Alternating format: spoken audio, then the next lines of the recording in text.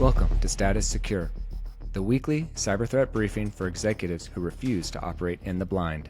Hosted by the Watcher 6 Collective, uniting former Army Special Forces and Naval Special Warfare Communications operators, alongside an industry-leading CISO nominated for Cybersecurity Woman of the World. We cut through the noise and give you the operational intelligence you need for mission success in a hostile digital environment. The enemy is listening. Is your status secure? Welcome to Status Secure. Today we are running a special briefing. CISO just got back from speaking on a panel at the Data-Driven Oil and Gas USA 2026 conference in Houston. So we're going to deep dive on the energy sector. We're covering the OT attacks crossing from IT networks into the systems that physically run operations, the AI risk reshaping oil and gas as the whole industry races to adopt to it, and everything you need to know about data security in an operational environment. CISO, let's start with OT. What is happening right now in 2026 with attacks on operational technology, and why should an organization that isn't an energy company still be paying attention? Yeah, you mentioned it, the attacks are crossing the IT-OT line, right? The dominant critical infrastructure pattern of 2026 is ransomware and whiteboard activity that crosses from IT networks into OT, right? So the operational technology, the systems that physically run, like the wells, the pipelines, and the refineries. Fortinet's threat data found industrial organizations absorb nearly half, so around 44% of ransomware and whiteboard activity in the measured window. Ransomware as a service, right? And this is where it's really causing problems, right? Because before, it would be like a lone attacker, right? A bad actor, maybe a nation state. Now there's ransomware as a service. You can pay these bad actors to actually attack. So it's expanded into OT environments where data theft, extortion, and operational disruption now converge into one playbook, right? So when an attack reaches OT, it doesn't just lock files, it can halt physical production. And so, and why is that? Why is OT so exposed, right? Because OT was built for reliability and uptime, not security. These are the hardware devices that sit right on the pipes, on the wells, right, on the utility lines, right? And people used to have to go to them to turn them on to make changes, right? But now they're connected to the network and sometimes to the internet. So it's increasing. So these are legacy systems, hard to patch, poorly segmented from IT, and increasingly connected to the internet for remote access by staff and vendors. And so CISA, the FBI, the Department of Energy, and the EPA issued a joint advisory warning that even unsophisticated actors are successfully probing ICS and SCADA systems in the oil and natural gas sector, succeeding through default credentials and exposed remote access. I'm going to tell you, I've known organizations where you have a field engineer, right? These aren't cybersecurity folks. These are field engineers. They install the system, and then they leave all the default settings on them, right, for access. So it's easy. It's easy because you know what the default credentials are for those devices. When CISA sounds the alarm about unsophisticated attackers, we're not even talking about sophisticated ones. These are unsophisticated attackers. The real message is that the basic attacks are still working, and that's a verdict on the defense. And then you have nation state, and what they're doing is pre-positioning. So underneath the opportunists are the nation state actors, and their behavior in 2026 is quiet pre-positioning. What does that mean? It means get in, establish persistent access, right? So they're in and they're constantly in, and then starting to map, right? Doing reconnaissance, right? Mapping your operations, and then waiting for an opportune time, the most opportune time. So in December of 2025, an actor compromised OT and ICS across Poland's energy sector, renewable plants, a combined heat and power plant, entering through vulnerable internet-facing edge devices and deploying wiper malware that damaged remote terminal units. These are the actual equipment on the field. So CSIS reported this year that Iran has shifted from episodic attacks, right? So just attacking to create, to create damage, to sustained pre-positioning. So they're sitting in our systems. Like if they're in, they're just sitting there inside energy, water, transportation networks, specifically to create latent risk for a future crisis. So they're waiting. They're waiting for the right time. And just imagine if they're in multiple energy, water, right? Our infrastructure. What kind of attack? If they do it all at the same time, think of the chaos, right? That they could create. So, so why does this hit every industry and not just, oil and gas? Because the exposed edge devices and the flat unsegmented network that lets an unsophisticated ransomware attack to reach OT is the exact same door that they walk through to pre-position. And this pattern is not dependent on their sector, right? It's healthcare, finance, government. Energy is just where the consequences are most physical and most visible. Okay, because if you remember Colonial Pipeline, right? When they got attacked and they had ransomware. Yeah, and we're going to get into Colonial Pipeline. Yeah. Yeah, and so you brought up something that I had a conversation with an executive at a tech startup, a big one, and let's call it US-based startup, right? And when the things started happening with Iran in the US, Iran just started they're sophisticated attacks, but it's sort of like not what you would think, right? Like they're not like, okay, now this is where we're going to hit America. Like we're really going to make the country hurt. It's more of like, we're just going to hit these US-based companies and we're just going to do these broad stroke attacks that are very sophisticated. But as you said, it's odd, right? Because it's not like we're going to go take out this as like a piece of, a war tactic. It's this stuff. And thankfully, this, the person I spoke to in the company, the organization that this happened to, they have a really sophisticated cyber team in-house that was able to mitigate that threat. And that's kind of something you talked about. It's sort of this odd byproduct of they're there, maybe they have this plan and they know what they're going to do, but they're just sitting on it. And they're just kind of waiting for a reason to do something. And even though the dots don't connect, like this isn't necessarily supporting their war efforts or whatever, but it's just something that you just kind of never know if someone's just sitting there. They've already pre-positioned themselves and they just need that one little thing to happen for them to execute their attacks. And even though we're focused on energy today, like we said, this isn't just an energy problem, right? So the IT to OT crossover and the pre-positioning playbook reaches to every sector. My guess because we are going to do a deep dive into oil and gas. Give us like that universal version. What does every organization in any industry do about this? Well, first you need to understand that this is in every industry, right? Because if you're running physical operations, which we're talking about building automation, medical devices, manufacturing, any connected operational equipment has OT and or OT adjacent footprint. And the same, and this is the same convergence risk that oil and gas has. I don't know if you've heard about the term convergence, but it's the convergence of, cybersecurity and physical security, right? So healthcare has connected medical devices on the same network as IT. Manufacturing and logistics run ICS. Even a corporate building has like connected HVAC and access control systems. The lesson, because, like you run everything remote now. That way you don't have to walk around all of your, around everywhere to every single device. So the lesson in energy is learning the hard way that an IT breach becomes a physical problem when the two worlds aren't separated. This applies to every organization that connects operation equipment to its IT network.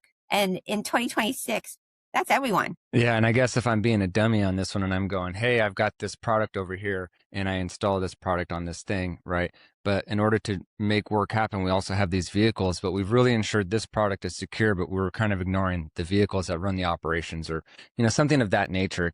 It can maybe seem like it doesn't need security or it's sort of like maybe not, we've got our systems and our computers and our network, we have security here, but like this product we're installing on this HVAC system and all this stuff, maybe we kind of aren't thinking of it from that perspective, right? So for those listening this week, and maybe they're in that world, they have like a physical aspect to what they do. How can we close the gap on these OT crossover attacks and the pre-positioning behind them? Yeah, there's 3 things that you can do right away, right? The first thing is get your internet-facing assets off the public internet, right?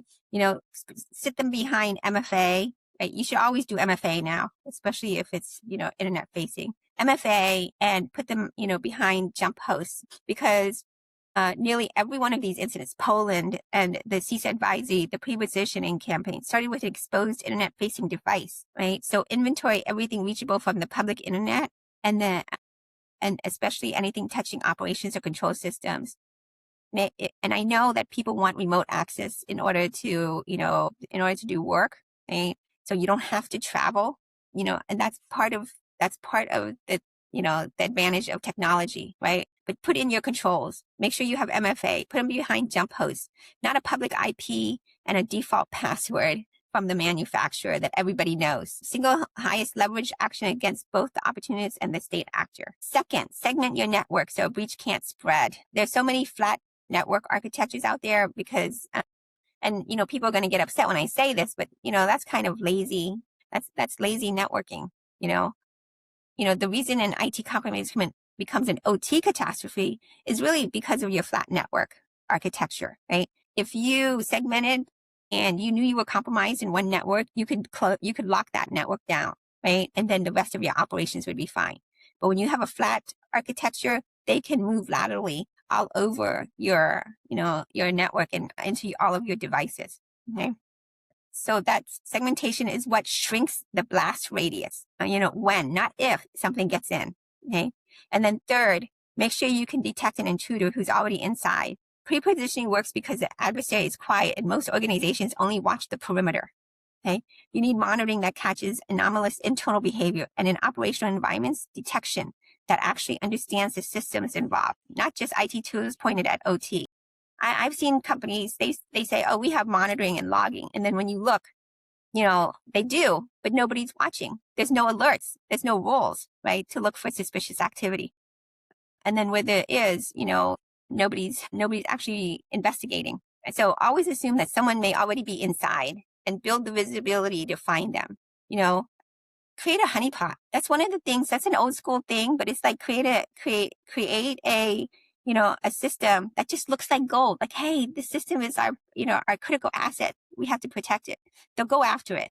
And when you see somebody in there that's not supposed to be, that that's a bad actor. Got it. And, now, let's transition to oil and gas specifically, because that entire sector is racing to adopt AI and of course, then the risks that are associated with that. So converged IT and OT networks, for example. So you sat on a panel last week at the Data-Driven Oil and Gas conference in Houston in a room full of energy executives asking or maybe wanting to know how fast they can maybe securely employ or deploy AI across their operations. So with that as a setup, you were in the room. So walk us through kind of the conversation, the risk, and what's actually happening in that sector, and what really is the security around what's actually going on. Sure. So the entire agenda was AI and data. Predictive maintenance, drilling optimization, reservoir modeling, right? AI-driven completions, OT data feeding decisions back into the controller.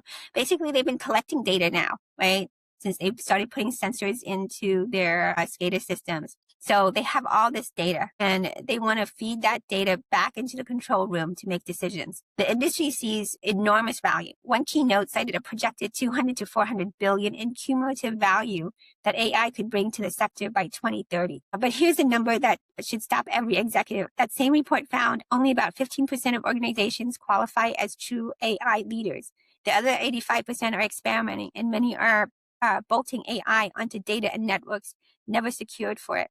I tell you, AI doesn't, it creates a different kind of risk, but one of the things it does really well is it exposes your already weak controls. Okay? So if you over permission, like before, so you over permission user accounts, unless those users actually go look, they're not going to know. Now AI will find it, will give that person information that they asked for, that they didn't know they were authorized to have because they were over permission. Right? So IT and OT convergence. For decades, oil and gas had two separate worlds, IT, and business systems, email, data, and OT, the technology that physically runs wells, pipelines, and refineries, often air-gapped. AI changes that because AI is hungry for data and the most valuable data lives in OT. I can tell you, if you go to most organizations, in this sector, you'll see that there's a separate IT department and a separate OT department, and they report to different executives, right? Okay? So they have different objectives and goals. So the industry is connecting OT to IT to the cloud, right? To AI platforms, bridging the two worlds to feed the models. So the technology is converging, is connecting, but the OT and IT, they're not. the organizations. That convergence is the entire value proposition of data-driven operations. It is also the entire security problem. Every connection you build to get OT data to an AI model is a new path an attacker can travel in the other direction, from IT into OT into the physical process. So why AI multiplies the risk? Two distinct exposures. First, AI widens the attack surface. Every new pipeline from an operational sensor to a cloud model is a new door. Second, when you close the loop, let AI-driven decisions flow back into the control room to act on operations, which was a real theme at the event. Corrupted data or a manipulated model doesn't just give a bad answer, it can drive a bad physical action. The risk isn't only that someone steals your data, it's that someone influences what your AI tells your operations to do. AI in an operational environment turns a data integrity problem into a safety problem. So just think about that. If you're relying on AI, like we talked about healthcare a little bit about that, but in this industry, if you allow AI to decide when to balance your grid, when to open and close, manufacturing of oil, just imagine, right? What happens if it's bad. So, let's talk about the vocabulary. So OT, operational technology, systems running physical operations, ICS and SCADA, the industrial control, right? The industrial control and supervisory systems inside OT. IT-OT convergence, the bridging of those worlds that AI is accelerating. Edge devices, the internet-facing equipment at remote sites that keeps showing up as the entry point. And data governance, treated at the event as an AI enablement topic, but really the foundation of whether your AI can be trusted at all. I mean, look, there's a lot of terminology. Again, every sector has their own, right? Like, you can't get away from that. Everybody loves acronyms for some reason, and they love their own language. But you just have to understand that this problem, it crosses all of the sectors. It multiplies your risk because now it exposes your data if you don't have your controls in place. If your IT systems get infected, now your OT systems are also, at risk, and vice versa. So it just opens up your exposure, and you have to understand that. So on that point, okay, so we see the problem, maybe, right? We see the threat, and it's like, okay, right? And so the framing, or your panel, like the title was riding the AI wave. And so basically moving fast without wiping out, right? So the wave is here, we're going to ride it, and we understand that there's a risk, right? So in that sector, let's say from a security perspective, what separates these organizations that can kind of ride this wave well, as opposed to the ones that are going to get on and then wipe out? Well, segmentation and governance. You can think of those as your surfboard as you're riding this wave, not the drag. The wave is real. AI is here and it is not going away. And it's just getting more and more. So AI in oil and gas is happening, right? And whether there's security or not, whether security is ready or not. The organizations that ride it well treat secure data governance and IT/OT segmentation as the surfboard. So you need to learn how to ride that surfboard and on any wave. They build the connections deliberately with control over what data flows where and who can touch it. So that's control. You need to control what AI can, the data that it has access to. The ones who wipe out connect everything to move fast. And I told you, AI will expose your holes, will expose your vulnerabilities, and build the adversary highway into the control room. Right. So if you move too fast and you don't put in your segmentation, your governance, right, a bad actor will use that. The point I kept making on the panel is going fast and going secure are not opposites here. The same disciplined data architecture that makes your AI reliable is what keeps it from becoming an attack path. You don't have to choose between riding the wave and securing it, but you do have to build the board before you paddle out. And this is, the fundamentals. I talk about, security hygiene, security controls. I mean, these are the same. But you got to be better at doing them. Okay? That way your surfboard is stronger and can withstand, the wave. Sure. And, we're kind of talking about what's happening now, what are some potential threats, all these things, but let's kind of ground it a little bit. So let's go into a case study. And you mentioned it earlier. the Colonial Pipeline incident. So can you explain to us when these attacks actually happen in this industry? What can actually happen? Sure. I mentioned it earlier. Colonial Pipeline, I mean, this happened in May of 2021. The dark side of ransomware, the dark side ransomware group got into Colonial Pipeline's network. They, through a separate breach, they had a compromised VPN account, right? Because that VPN account was a legacy account. It didn't have MFA on it. It had a password that they had actually harvested from a separate breach. So one credential, no MFA. But once they were inside, they moved laterally because, the lack of segmentation. Stole roughly 100 gigabits of data in about 2 hours, right? That's all it took. And deployed ransomware that encrypted the corporate IT systems, billing and operations. And so here's what most people get wrong. The ransomware hit Colonial's IT network, the billing and business systems. It did not compromise the OT network, the actual pipeline control system. But Colonial, okay, so this is where you have to, you have to really have a plan and test, right? That's why business continuity testing, right? Exercising your business continuity plans, including a ransomware scenario, is so important. Okay, so they got into their IT network. They did not compromise the OT network, so the actual pipeline control systems. But Colonial proactively shut the entire pipeline down anyway, because they didn't know, right? They didn't know. So which tells me that they had, that they did not have good monitoring, right? They did not have a good, handle on their cybersecurity controls and operations. But so out of caution to stop the ransomware from spreading into OT, and because the billing systems need to actually sell and move fuel were down, so an IT side attack took down physical operations across half the East Coast fuel supply without the attackers ever touching the control systems. That is the IT OT convergence lesson in its purest form, right? So IT went down, now OT went down. Okay. So that is, when that's the reality. So when IT and OT aren't cleanly separated, an IT compromise becomes an OT shutdown, whether the attacker engineered it or not.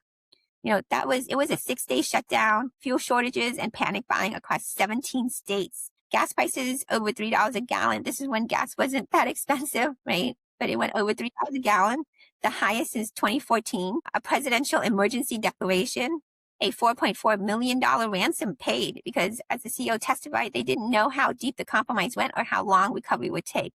Did you hear that? The CEO testified. That means he had to go to court. He had to go and testify in front of, I'm sure, in DC, right? Because again, look at the impact to, 17 states. How many people was that? Right? The experts verdict afterward, right? The attack was preventable and the basic protection measures weren't in place. I mean, it was as simple as 2 things. One, access review of accounts. It was a legacy account. They could have, if they had done a real access review, they would have deactivated that account because it was a legacy account. 2, it didn't have MFA on it, right? So if they had just turned on MFA and on that VPN account, right? Those are 2 very simple things and they didn't do it. So that's why they were found that it was preventable. And when court decides that something like that was preventable, now you've got fines and POMs, which are basically action, like remediation actions that you have to take. So now, connected to where the sector is headed, Colonial was 2021 with relatively limited IT-OT connection, and an IT breach still forced an OT shutdown. The AI rush we just discussed is deliberately increasing IT and OT connection at every operator, building far more pathways between the business network and the operational one. If a flat, lightly connected 2021 network produced Colonial, the densely connected AI-fed networks being built right now raise the stakes dramatically, unless the segmentation and governance are built, deliberately. Yeah. And I'm going to kind of take this and move on to our next topic, because there's a part of this example from the Colonial Pipeline incident, which was in the beginning where they took 100 gigabytes worth of data, right? And so where we're going on this episode is the data security in oil and gas. Okay, so we covered those OT attacks, covered AI risks, and we walked through Colonial with that stolen data, right? And so what are 3 things every oil and gas organization maybe, should execute to secure that data to make sure they're not the next case study while they're doing the whole, right in the AI wave? Sure. First, fix the colonial failure, right? I mean, learn from. What is it? Don't let a good emergency go to waste, right? So, learn the lessons of other companies so that doesn't happen to yours. Fix the colonial failure, which is identity and exposed access. Do that first. And, we talked about that, so I'm not going to, but there's a lot of controls around your accounts. Put them in place. Make sure they're actually working, right? Second, govern your operational data as a security asset, not just an AI input. The data governance, is so important. A lot of organizations, have been trying to do data governance for years. You need with AI, because AI is all data driven. You have to be better at that. So before operational data flows into a model, establish access controls and integrity protections. Put those controls in place. Know who can touch it. Prove it hasn't been tampered with, and control where it goes. Colonial proves attackers exfiltrate data as the first move. Yeah, anybody who gets in, they want your data, right? Because number one, that's how they ransomware not just your operations, but also your data. Hey, if you don't pay us this, we're going to put it out on the internet, right? In the dark web, blah, blah, blah. We're going to sell it, right?